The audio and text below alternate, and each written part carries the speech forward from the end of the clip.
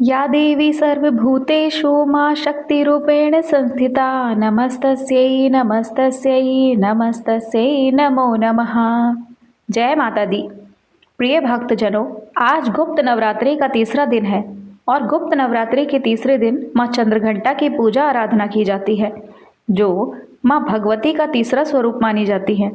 इसके साथ ही गुप्त नवरात्रों में 10 महाविद्याओं में से तीसरी महाविद्या माँ त्रिपुर सुंदरी की आराधना आज के दिन की जाती है।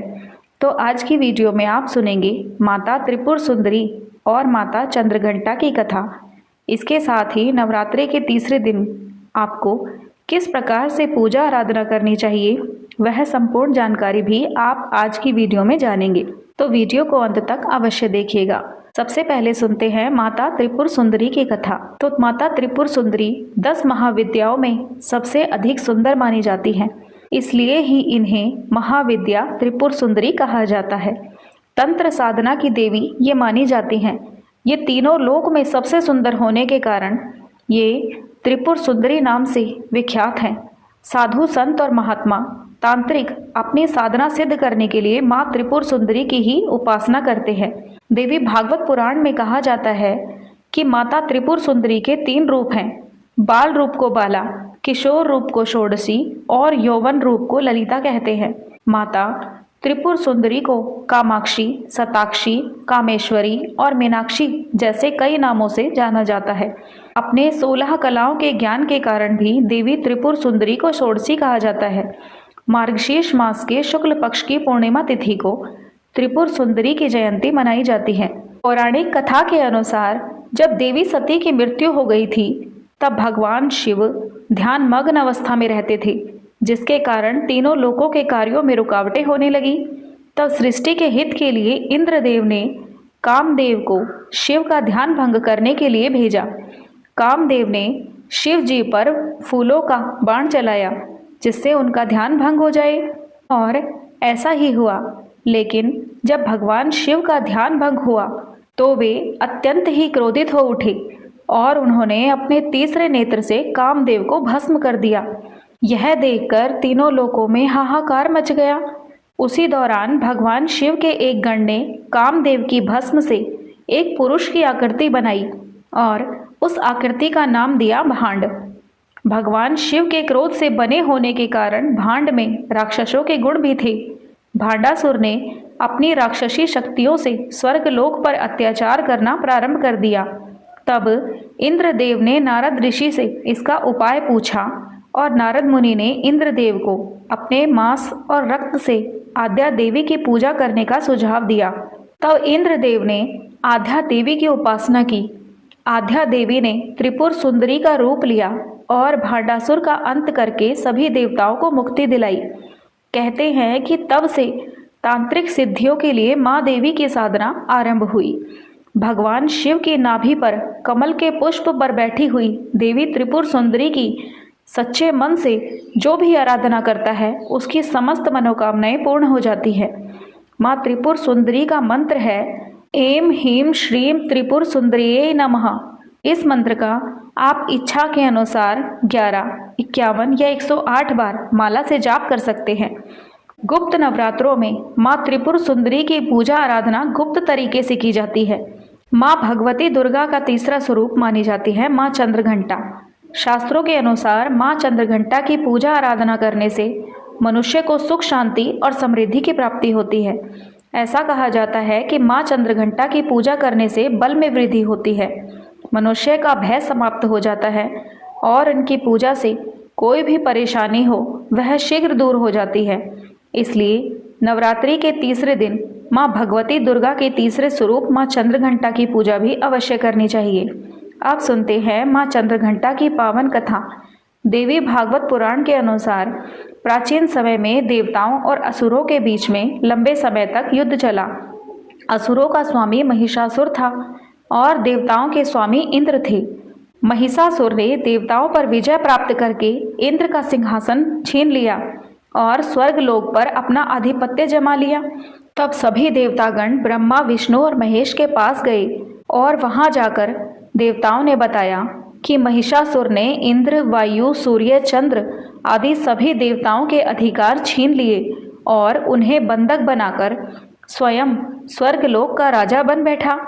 देवताओं ने बताया कि महिषासुर के अत्याचार के कारण अब देवता पृथ्वी पर विचरण कर रहे हैं, क्योंकि उनके रहने के लिए स्वर्ग में कोई स्थान नहीं।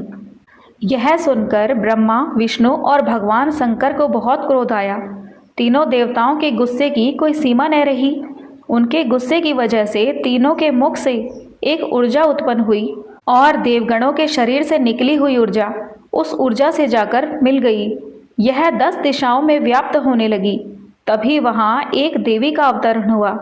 भगवान शंकर ने देवी को त्रिशूल और भगवान विष्णु ने उन्हें चक्र प्रदान किया। इसी प्रकार अन्य सभी देवी देवताओं ने भी माता के हाथों में एक एक अस्त्र सजा दिए। इंद्र ने अपना वज्र और ऐरावत हाथी से उतारकर 1 घंटा दिया। सूर्य ने अपना तेज और तलवार दिया। सवारी के लिए एक शेर भी दिया। तभी से उनका नाम पड़ा चंद्रघंटा।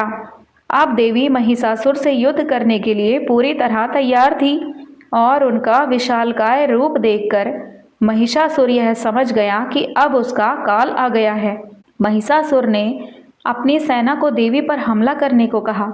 अन्य दैत्यों और दानवों के दल भी युद्ध के लिए कूद पड़े, लेकिन देवी ने एक ही झटके में दानवों का संहार कर दिया। इस युद्ध में महिषासुर तो मारा ही गया, साथ में अन्य सभी बड़े बड़े दानव और राक्षसों का भी संहार माँ के हाथों हो गया। माता ने सभी देवताओं को असुरों से मुक्ति दिलाई और उन्हें अभय दान का वरदान दिया।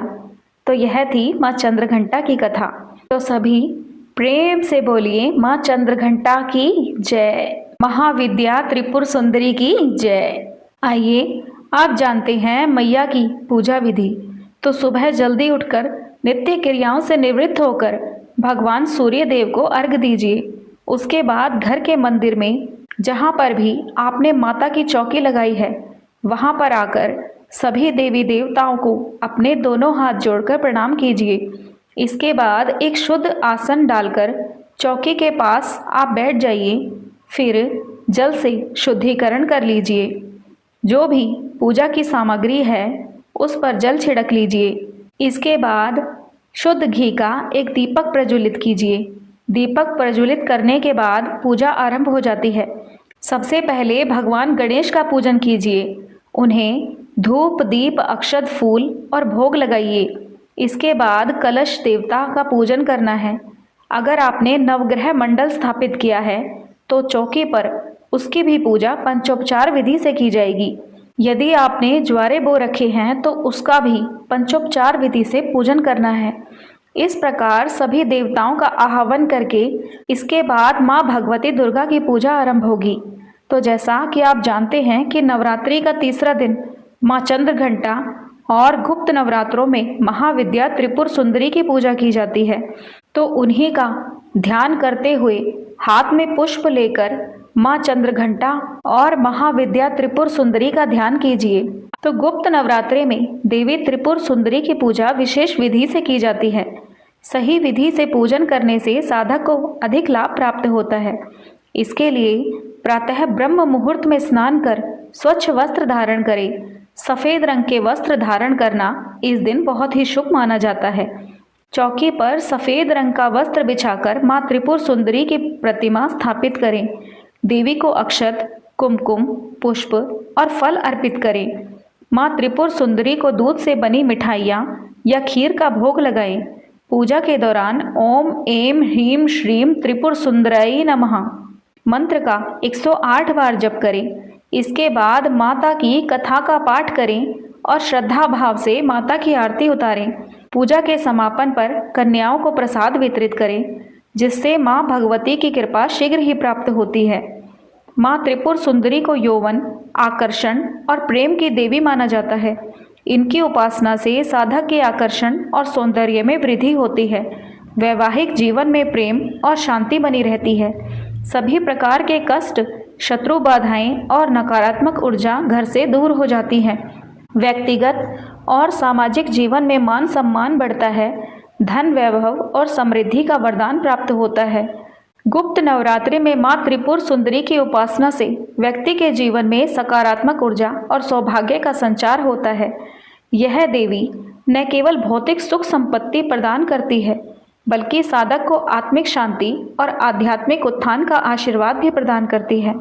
यदि आप प्रकट नवरात्रि की शैली में भक्ति कर रहे हैं तो इस दिन माँ चंद्रघंटा की पूजा करें, और यदि आप गुप्त नवरात्रि यानी तांत्रिक साधना की ओर अग्रसर हैं तो इस दिन माँ त्रिपुर सुंदरी की उपासना उपयुक्त मानी जाती है। गुप्त नवरात्रों में इन कार्य को करने से विशेष पुण्य या लाभ मिलता है। इस दिन देवी दुर्गा के ओम दुम दुर्गाए नमः मंत्र का जाप करना चाहिए। इस दिन दुर्गा सप्तशती, देवी भागवत और ललिता सहस्त्र नाम का पाठ करें। व्रत उपवास से शरीर को शुद्ध रखें। निर्धनों को अन्न, वस्त्र, छाता और भोजन का दान करें। सुबह जल्दी उठकर सूर्य भगवान को अर्घ्य दें। इस दिन फलाहार और सात्विक भोजन का सेवन करें। गुप्त नवरात्रि आत्मा शुद्धि, साधना सिद्धि और मनोकामना पूर्ति का विशेष काल है। प्रिय श्रोताओं, श्री देवी भागवत पुराण में एक ऐसी कथा है। देवी सती जब अपने पिता दक्ष द्वारा आयोजित यज्ञ में बिना निमंत्रण के जाने के लिए भगवान शिव की आज्ञा मांग रही थी, तब भगवान शिव ने उनकी यह इच्छा अनसुनी कर दी। इससे रुष्ट होकर माता सती ने महाकाली का भयानक रूप धारण किया। भगवान शिव उनका यह रूप देखकर वहां से जाने लगे। तब महाकाली अपनी बात मनवाने के लिए 10 दिशाओं में 10 अलग अलग रूपों में उपस्थित होकर भगवान शिव का मार्ग रोकने लगी। माँ जगदम्बा के यही 10 लौकिक स्वरूप माँ काली, माँ तारा, माँ छिन्नमस्ता, माँ त्रिपुर सुंदरी, माँ भुवनेश्वरी, देवी त्रिपुर भैरवी, माँ धूमावती, माँ बगलामुखी, देवी मातंगी तथा माँ कमला 10 महाविद्या के नाम से विख्यात हैं। शाक्त दर्शन 10 महाविद्याओं को भगवान विष्णु के 10 अवतारों से जोड़ता है। ऐसी मान्यता है कि महाविद्याएं वे स्रोत हैं जिनसे भगवान विष्णु के 10 अवतार उत्पन्न हुए। महाविद्याओं के यह 10 रूप, चाहे वे उग्र हों या सौम्य, जगत जननी के रूप में ही पूजे जाते हैं। त्रिपुर सुंदरी को महात्रिपुर सुंदरी, षोडशी, ललिता, लीलावती, लीलामती, ललितांबिका, लीलेशी, लीलेश्वरी तथा राजेश्वरी भी कहा जाता है। 10 महाविद्याओं में यह सबसे प्रमुख देवी मानी जाती हैं। इनका जो ललिता सहस्त्र नाम है उसमें देवी के 1000 नामों का वर्णन मिलता है। ब्रह्मांड पुराण से यह लिया गया है और इसमें देवी शक्ति ललिता देवी, जिन्हें त्रिपुर सुंदरी भी कहा जाता है, 1000 नामों का वर्णन उसमें मिलता है। ललिता सहस्त्र नाम में श्लोकों का क्रम इस प्रकार है कि देवी के अद्भुत मस्तक से लेकर सुंदर चरणों तक का अनन्य वर्णन करते हैं। सृष्टि, संरक्षण, संहार, अनुग्रह ईश्वर के 5 कृत्य हैं। ऐसा माना जाता है कि चाहे गुप्त नवरात्रि हो या सामान्य नवरात्रि, माँ जगदम्बा के विभिन्न स्वरूपों का ध्यान और आह्वान करने से भक्तों को ज्ञान और मोक्ष की प्राप्ति होती है। भक्त साधना के भिन्न भिन्न तरीके देवी का ध्यान, भजन और कीर्तन पूजा पाठ करते हैं। तो प्रिय भक्तजनों, यह थी आज की वीडियो। आशा है आपको पसंद आई हो तो वीडियो को लाइक और चैनल को सब्सक्राइब अवश्य कीजिएगा। बेल आइकन दबाना न भूलिएगा ताकि हमारी आने वाली हर नई वीडियो की नोटिफिकेशन तुरंत आप तक पहुंच सके। आप सभी सुखी व स्वस्थ रहें। माँ भगवती दुर्गा की कृपा आप सभी पर सदा सर्वदा बनी रहे। तो प्रेम से बोलिए जय माता दी। धन्यवाद।